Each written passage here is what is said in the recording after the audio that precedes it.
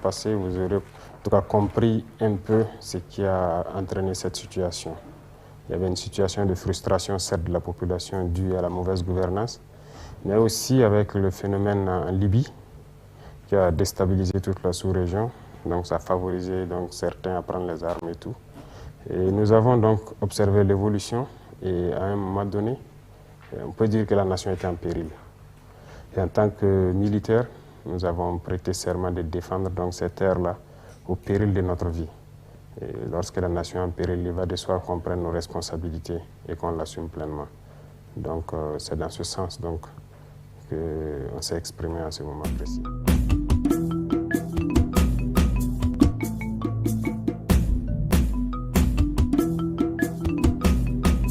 Je dirais que oui, le moment était très difficile.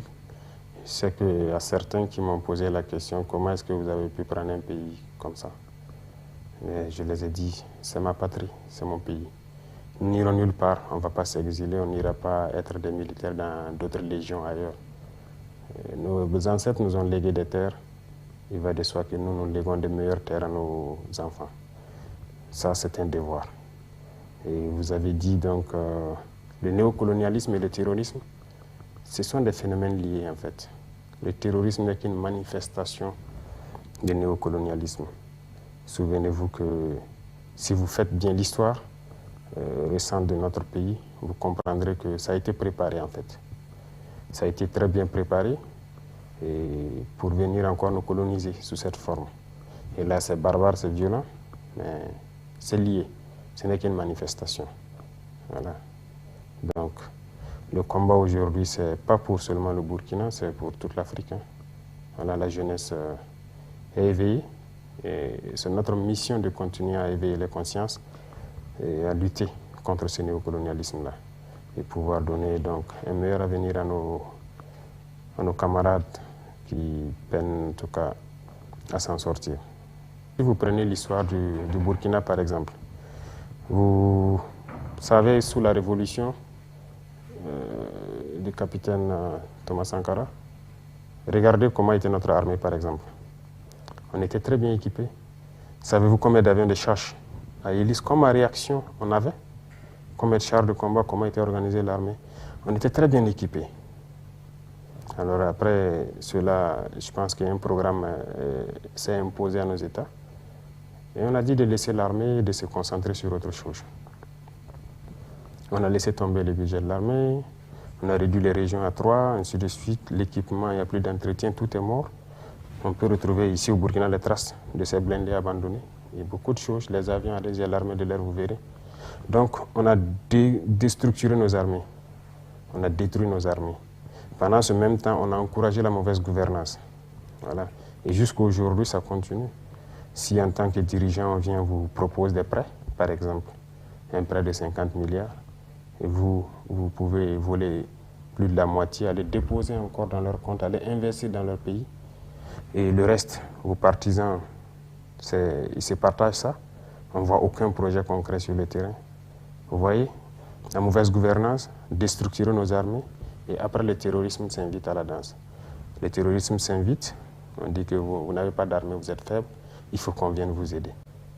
On vient s'implanter, mais l'objectif est tout autre. Donc c'est un schéma, c'est très bien préparé, donc il faut comprendre ça comme ça.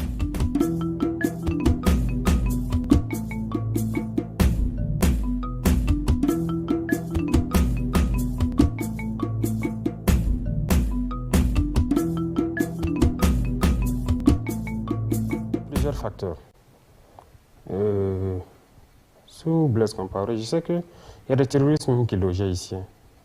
Je sais que vous avez appris cela. Les IAG à Galé aujourd'hui, chef de Guénin et tout ça, ils étaient ici. Beaucoup étaient logés ici, ça c'est une chose. Vous avez aussi pu voir l'influence négative peut-être qu'on a eue voilà, dans la sous-région, les prises d'otages et tout ça.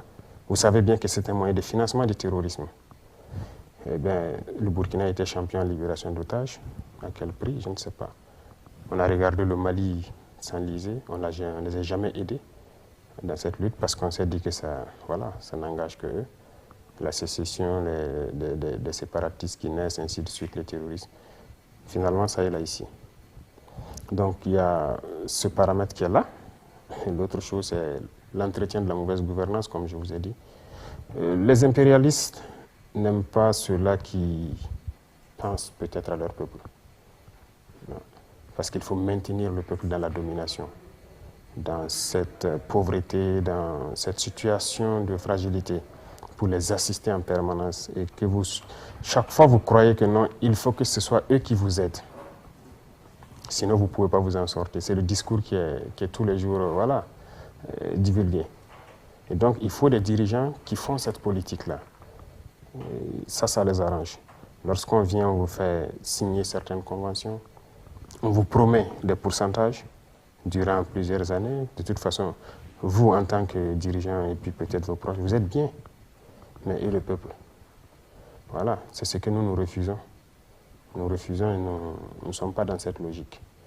Donc il y a beaucoup de paramètres qui font que peut-être que lui faisait leur politique. Donc il y avait cette stabilité. Mais comme je dis aussi, c'était préparé. Quoi qu'on dise, l'armée s'est déstructurée depuis ces années-là. Et le terrorisme est arrivé. Malheureusement, la mauvaise gouvernance a continué jusqu'à là. C'est un système qui est là. Les armées étrangères se sont installées, on vous impose beaucoup de choses, mais si vous n'avez pas le courage de partir de ça, c'est un peu compliqué dans la vie.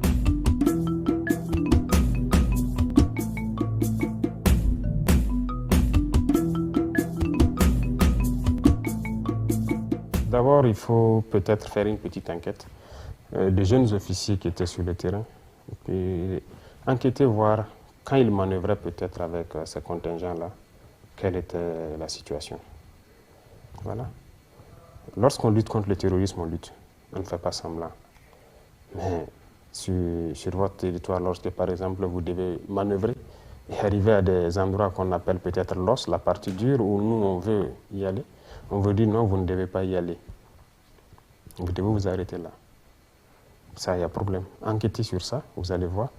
L'autre chose, c'est que c'est lorsque le contingent démontait que nous-mêmes nous sommes rendus compte de l'arsenal qu'ils avaient ici, les avions de combat et tout. Mais c'est quand même un peu bizarre de voir qu'avec tout ça, voilà, des colonnes de terroristes viennent, ils attaquent, ils repartent. Aujourd'hui, ils ne sont pas là, mais nous, on arrive à détecter, on arrive à frapper ces colonnes-là. Donc, il n'y a pas de sincérité, en fait. Voilà pourquoi on a décidé de lutter nous-mêmes. On sait que c'est dur, mais c'est la meilleure solution.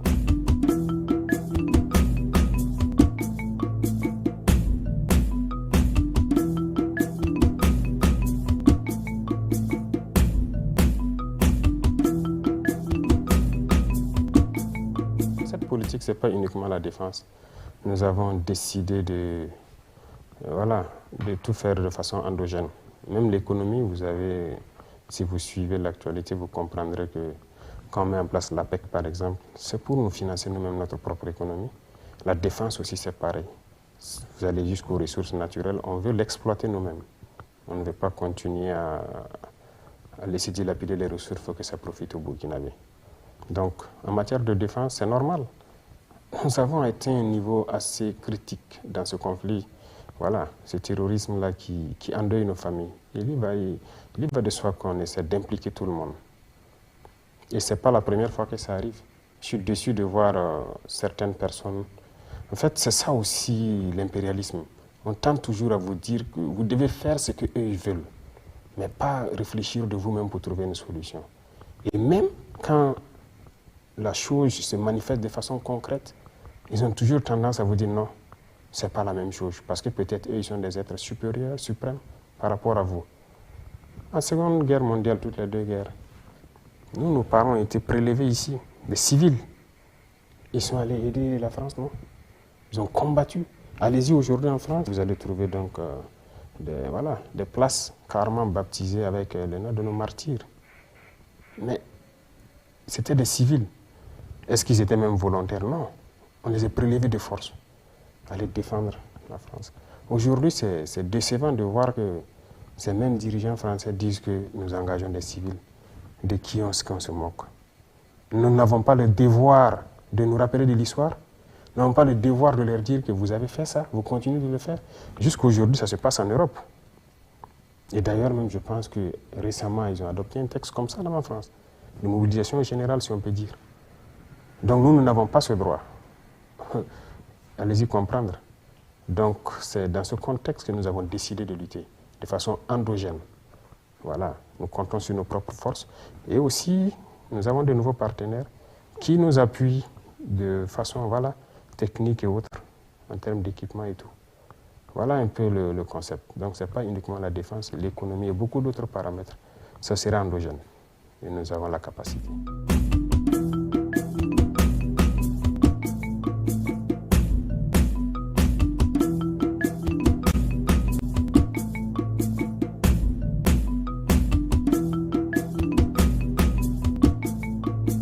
Liberté d'expression. Eux, ils ont fermé des radios aussi, non? Vous savez que même en 2022-2023, ils ont fermé des radios. Donc la liberté d'expression doit s'imposer chez nous, ça ne doit pas s'imposer sur eux. Et là, il y a un problème. Ou bien nous ne sommes pas des êtres au même titre. Donc là, il y a un problème. Lorsqu'ils ont jugé que les radios ne sont pas bien pour eux, ils ont fermé. Mais ici, les radios qui font des propagandes, qui cherchent à donner plus d'aura à l'ennemi, à faire amplifier le conflit et tout, nous allons fermer. Ce n'est pas seulement occidental, même les radios locales qui s'alignent dans le sens de l'impérialisme, on va fermer.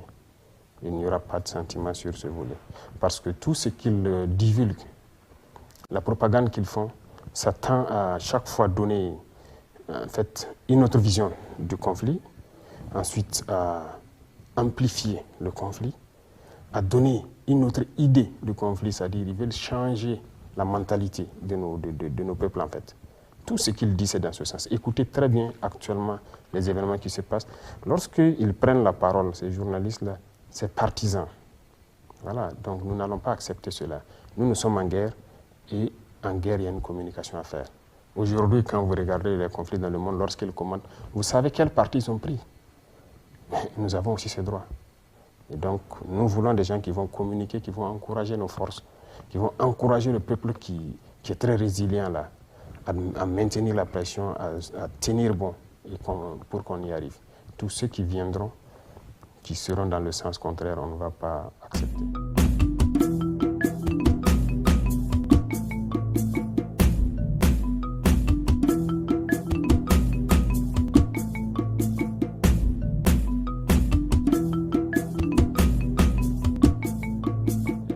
La phrase « la patrie ou la mort, nous vaincrons », ça veut tout dire, surtout dans ce contexte. Et il faut retenir que le camarade président Thomas Sankara, il a mené une lutte pour la liberté, une lutte en faveur de tous les peuples opprimés, une lutte en faveur de l'Afrique. Oui, nous menons les mêmes combats, ça oui. Plusieurs idées déjà développées par le capitaine Thomas Sankara sont d'actualité aujourd'hui, qu'on le veuille ou pas. Je vous disais tout de suite que vous savez que sur la révolution, le Burkina, on mangeait à notre faim, on exportait. Oui, les haricots verts, la pomme de terre, les céréales et tout, tout le monde mangeait à sa faim. On exportait. L'armée se portait très bien, on était bien équipé. Comment vous pouvez comprendre que après, quelques années après lui, et à la fin, la bataille de l'eau et beaucoup d'autres choses, il a mené des combats justes pour le Burkina et pour l'Afrique et un peu partout dans le monde. Oui, pour tout ce qui est positif, nous prenons le bon exemple et nous essayons d'améliorer et d'adapter à notre contexte. Donc, quelque part, oui, on peut le dire ainsi. Il n'y a que cette piste pour révolutionner nos vies. Et toutes les grandes nations de ce monde-là sont passées par des révolutions pour être là aujourd'hui. Nous savons que nous sommes conscients qu'en appliquant un peu de ce qu'il a fait, par exemple l'autosuffisance alimentaire, nous pouvons y arriver toujours. Et nous sommes dans ce chemin-là.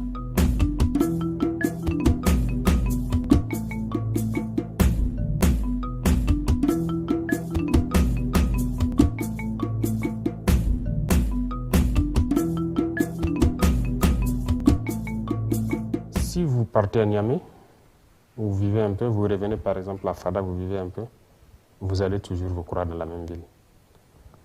Nos peuples sont les mêmes. Ça, c'est une réalité. En Afrique de l'Ouest, ici, c'est le même peuple. Mais c'est que les gens refusent de comprendre. Secondo, on ne peut pas les sanctions appliquées au peuple nigérien. Lorsque vous regardez, certains ont traité ça d'inhumain, c'est plus qu'inhumain. Quand on pense que c'est des gens qui parlent des droits de l'homme et qui appliquent ces sanctions à un peuple, l'empêcher de se nourrir, l'empêcher de se soigner, de quel droit de l'homme est-ce qu'on parle? Nous, c'est un devoir, ce sont nos frères. S'ils ont faim et que nous en avons mangé, on va leur donner. C'est le principe de base en Afrique. Lorsqu'il y en a pour un, il y en a pour deux. On peut couper nos rations et les donner. S'ils sont malades, on peut leur donner des médicaments. Ça, nous allons le faire autant qu'on peut. Donc nous soutenons fortement le peuple nigérien sur ce volet.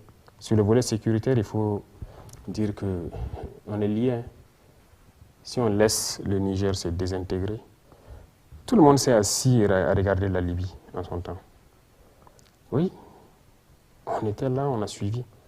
Tout le monde a laissé faire. La Libye s'est désintégrée. On est où maintenant? Tout s'est déversé ici et nous voilà dans des problèmes. On va encore laisser le Niger se désintégrer? Non. Non. Je disais que nous avons commis des erreurs. Si le Burkina avait soutenu sérieusement le Mali en son temps, soutenu le Niger, le terrorisme n'allait peut-être pas arriver ici. Mais on est resté là parce que les gens à l'époque ont peut-être reçu les instructions de rester là pour que ça se déporte chez nous aussi. Donc nous avons bien compris la leçon et ça ne va pas arriver une deuxième fois. Donc la sécurité du Niger, c'est notre sécurité. Voilà pourquoi on tient à sauver ce peuple-là, pour que ça ne se désintègre pas, pour qu'ils ne connaissent pas une certaine souffrance. Voilà un peu notre position. Bien sûr, nous avons décidé en Conseil des ministres, ça va passer à l'Assemblée, l'Assemblée va décider. Nous essayons de suivre les règles. Voilà, l'Assemblée, c'est la représentation du peuple. S'il décide, eh bien, nous avons l'accord. De toute façon, bien avant ça, on opérait très bien avec l'armée nigérienne. Voilà. Et à un moment donné, voilà, le président de Chia a décidé de ne plus opérer. Et ça nous posait des problèmes parce que ceux qui nous attaquent de l'Est, ils quittent le Niger, ils viennent et ils repartent tranquillement. On n'avait pas d'autorisation de rentrer de poursuite. On peut les observer depuis nos avions, ils repartent tranquillement. Là, il y avait problème. Mais là, aujourd'hui, déjà, avec voilà, ceux qui sont en place, lorsqu'ils attaquent et ils rentrent, on frappe, on rentre. Voilà, donc il y a cette possibilité déjà. Donc c'est déjà très bien. Et maintenant, si on veut s'attaquer au peuple nigérien, on va s'y opposer. Et ceux-là qui sont là à s'exciter, vous savez bien qu'ils n'ont même pas consulté leur assemblée. Et même la CEDEAO, il y a une assemblée à la CEDEAO, elle n'a pas été consultée. Donc c'est des chefs d'État qui décident d'aller en guerre parce qu'on les a dit d'aller en guerre. Eh bien nous, on est prêts aussi. En tout cas, c'est passé en Conseil des ministres, ça va passer à l'Assemblée et on se prépare.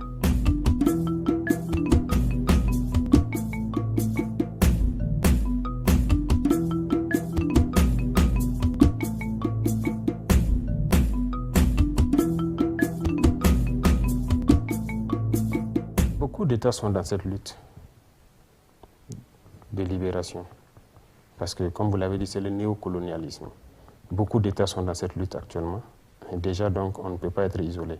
Parce que nous sommes amis à ces luttes-là, à ces États-là. Tout le monde lutte aujourd'hui pour un monde multipolaire.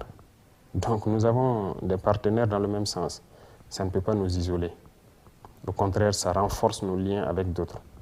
Parce que ce néocolonialisme, il faut que... c'est de l'esclavage. Ça doit s'arrêter. Et beaucoup de peuples sont dans cette lutte, donc moi je ne pense pas que ça puisse nous isoler. Et d'ailleurs, comme je dis, à l'intérieur, nous avons des capacités, nous avons des potentialités, nous avons beaucoup de choses que nous pouvons développer nous-mêmes. Il y a des États qui ont été isolés, mais quand vous êtes isolé, vous n'avez pas le choix, vous êtes obligé de tout développer. Nous en sommes capables aussi, donc on ne craint pas trop.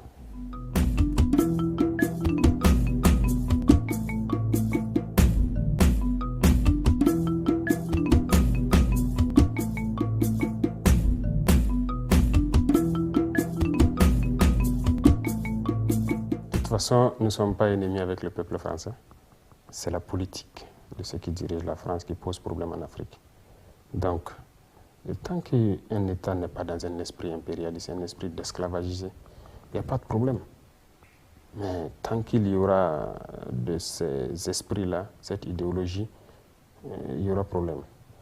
Il faut qu'on accepte se regarder, c'est-à-dire d'égal à égal. Ça, c'est un principe de base. Il faut qu'il y ait le respect. Il faut qu'il y ait le respect. Et tant qu'il n'y aura pas ce respect, ça sera un problème. Il faut qu'on accepte revoir toute notre coopération. Parce que depuis les indépendances des années 60, on a donné l'indépendance, on a peut-être placé des gens qu'on maîtrise à la tête de certains États. On a amené les gens à signer beaucoup d'accords, beaucoup de choses qui nous empêchent de nous développer. Et quand on dit développer, la première des choses pour nous-mêmes, c'est de pouvoir faire manger le peuple à sa faim et de le mettre en sécurité. Tout ce qu'il y a en Europe ou ailleurs, on peut avoir ça ici. Rien ne nous manque. Nous avons toute la matière première. Nous avons tout sur place.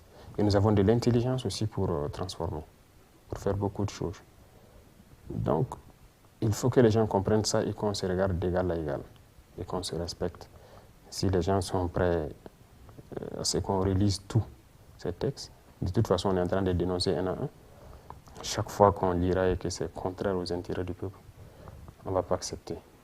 Et donc, il y a des principes de base qu'il faille respecter pour qu'on ait de très bonnes relations.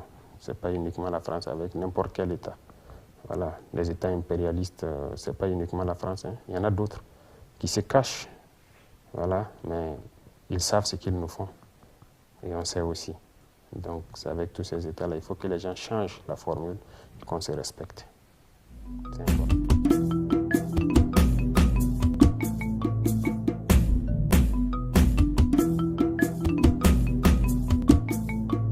Moi, je m'attendais à ce que vous, les journalistes, peut-être les journalistes au Burkina, ici même, commentent beaucoup ce qu'il a dit. Parce que j'ai écouté un peu, oui. Pourquoi tant d'acharnement? Il y a eu beaucoup de coups d'État. Et puis quand on dit coup d'État, ce n'est pas uniquement militaire. Pourquoi quand les civils font leur coup d'État, on ne parle pas? C'est des coups d'État. Puisque s'il y a des textes écrits qu'on appelle Constitution, qu'on doit respecter, parce qu'on a juré, on a prêté serment de respecter, ces civils-là font des coups d'État, on n'en parle pas. On les encourage.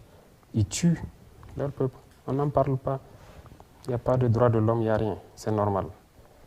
Ils sont reçus, on déroule le tapis rouge. D'autres militaires, peut-être même, sont encouragés. Mais pourquoi au Niger, il y a un problème? Il faut qu'on se pose la question. Ou bien on n'a pas le droit de réfléchir. On n'a pas le droit de se réveiller. Ouais, il y a un problème. Moi, je ne vais pas commenter ces propos. En tout cas, j'attends à ce que nos différents médias et panafricains et tous commentent ces propos-là parce qu'il y a beaucoup de messages dedans. Et on a très bien compris. Voilà.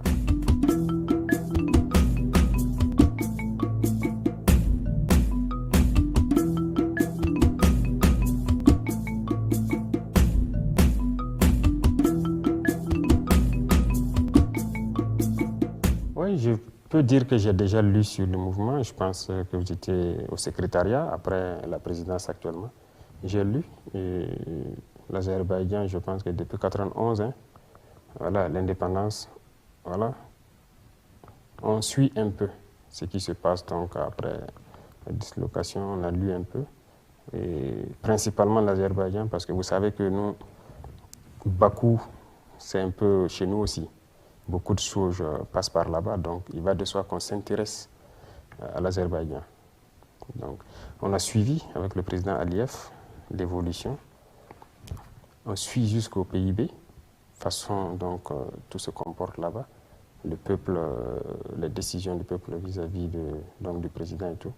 On apprécie beaucoup et c'est normal qu'on soit non aligné. Aucun État ne veut être soumis à une domination. Donc déjà, on peut dire que nous sommes un État non aligné. Et donc on a lu beaucoup sur le mouvement. Donc sûrement que très bientôt on pourra échanger autour. Mais c'est pour dire que ces États non alignés, si vous lisez, ce sont des États qui aspirent à un monde multipolaire. un monde où on ne s'ingère pas dans leurs affaires internes. Voilà, l'Azerbaïdjan a prouvé qu'ils peuvent. Aujourd'hui, l'industrie militaire se développe très bien. Beaucoup de choses se développent très bien. La production, l'économie, tout se porte très bien. C'est ce qu'on demande en fait. Donc, ça a été endogène et ça fait partie. Donc, tous ces États qui luttent dans ce sens, nous on lit beaucoup, on regarde le modèle et on apprécie. On essaie de tirer le meilleur profit. Et si on peut se rapprocher, c'est l'idéal en fait.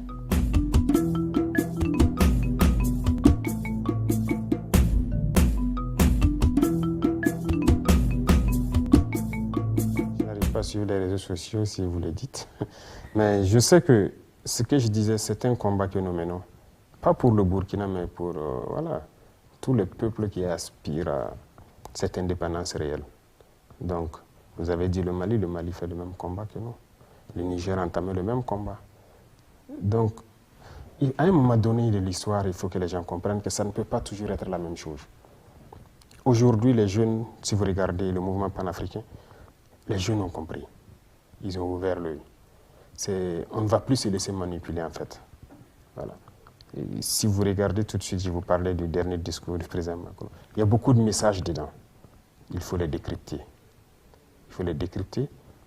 Et on n'est pas tarés. Il y a des gens qui sont intelligents, qui arrivent à lire. Donc, si beaucoup de jeunes se sentent dans notre combat, tant mieux. C'est tout ce qu'on demande, que les gens puissent se réveiller. Et nous, on communique autant qu'on peut pour que les gens se réveillent. Et je sais que partout en Afrique, il y a des voix qui s'élèvent pour l'indépendance réelle de l'Afrique. Et donc, nous sommes heureux de l'apprendre et on espère pouvoir donner le meilleur de nous-mêmes et être à la hauteur et ne jamais trahir donc, ces peuples qui nous suivent depuis.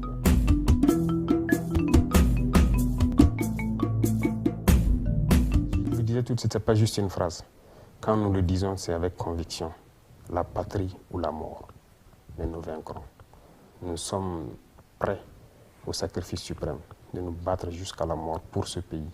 Nous avons prêté serment pour ça et nous le ferons. Je vous disais que si nos ancêtres nous ont légué des terres, c'est notre devoir de léguer des terres à nos petits-fils aussi, et de meilleures terres. Donc la patrie ou la mort. Mais nous nous battrons jusqu'à la victoire, parce que nous sommes convaincus que nous allons vaincre. Et nous allons vaincre. Ça, c'est une certitude. Donc ce n'est pas juste une phrase, c'est un symbole, c'est beaucoup de choses dedans. Voilà. Et nous sommes convaincus pour ça. Donc je vous dirai encore la patrie ou la mort. Nous vaincrons.